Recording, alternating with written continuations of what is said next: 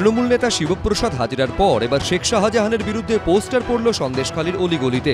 5ই জানুয়ারি সন্দেশখালীতে তৃণমূলের জেলা পরিষদের সদস্য শেখ শাহজাহানের বাড়িতে অভিযান চালাতে গিয়ে আক্রান্ত হয়েছিলেন ইডি অফিসার এবং কেন্দ্রীয় বাহিনীর জওয়ানরা।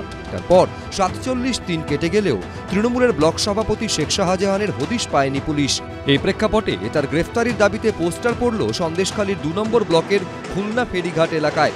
এমনকি তৃণমূল নেতা শিবু হাজরার ভোট প্রচারের দেওয়াল লিখনের ওপরেও শেখ শাহজাহানের বিরুদ্ধে পোস্টার সাঁটানো হয়েছে।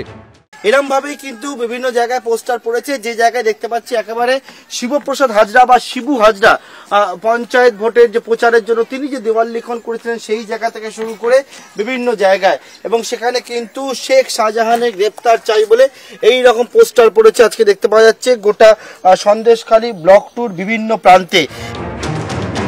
এর আগে তৃণমূল নেতা শিবু হাজরার গ্রেফতারির দাবিতেও এভাবেই সরব হয়েছিল সন্দেশখালী, পড়েছিল পোস্টার।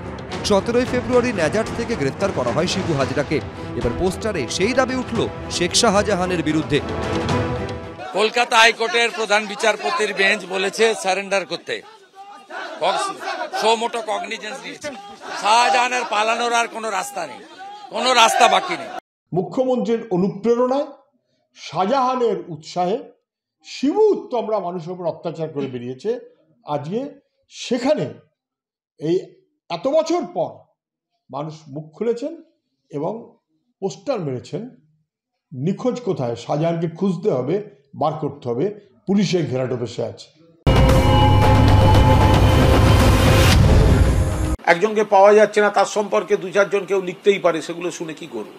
সে তো লক্ষ লক্ষ কোটি কোটি টাকা ব্যাংক লুট করে যারা বিদেশে পালিয়ে গেছে, এই সরকার তাদের ধরতে পারে না। যে বিজেপি শুভেন্দুকে চোর বলতো, সেই সিবিআই এর এফআইআর নেম শুভেন্দু চোখের সামনে রয়েছে, সিবিআই ধরতে পারছে না। কেন না? বিজেপিতে বসে আছে। সে আবার শাহজাহানকে ধরার কথা বলছে, মহা মুশকিল। শেষ অবধি শেখ শাহজাহানের বিরুদ্ধে কি কোনো ব্যবস্থা নেবে পুলিশ? সেই প্রশ্ন জোরালো হচ্ছে বিভিন্ন মহলে।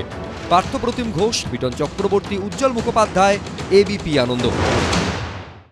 সত্য অন্তহীন, সত্যের খোঁজও তাই, সত্য সন্ধানে তাই আমরা অক্লান্ত, অকুতভয়। এবিপি আনন্দ নতুন ভাবনার প্রতীক, যা মনে মুক্ত, তথ্যে যুক্ত এবং যাবতীয় সীমানার বাঁধন থেকে মুক্ত।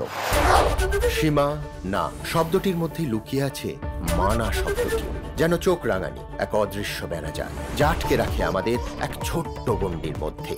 একমাত্র সঠিক খবরই গড়ে তুলবে এক মুক্ত সমাজ। সেই জগৎ গড়ার লক্ষ্যে কোনো সীমানার ঠুকুটি আমরা মানব না। এবিপি আনন্দ এগিয়ে থাকে, এগিয়ে রাখে।